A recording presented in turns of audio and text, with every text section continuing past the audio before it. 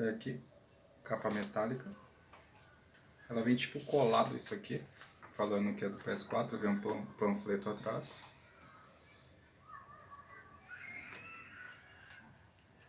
Vem K11, é o nome aqui.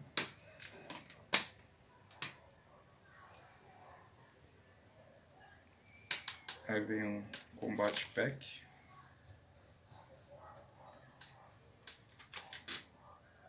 A DLC do Canon. E aqui vem uma arte. E aqui o disco normal do jogo. Que vale a pena pela capa metálica, né? E a Amazon fez uma promoção.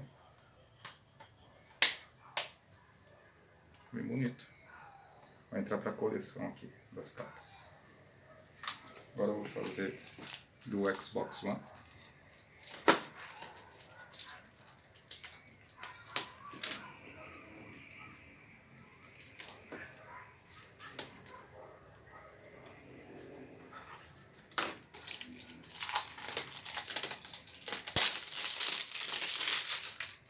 Aqui está falando que gráficos estão em HDR, melhorados para Xbox One X.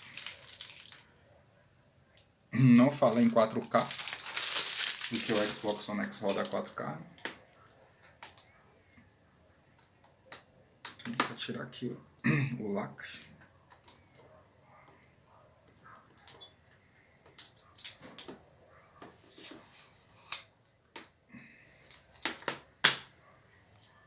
Também acompanha o conteúdo DLC do Canon.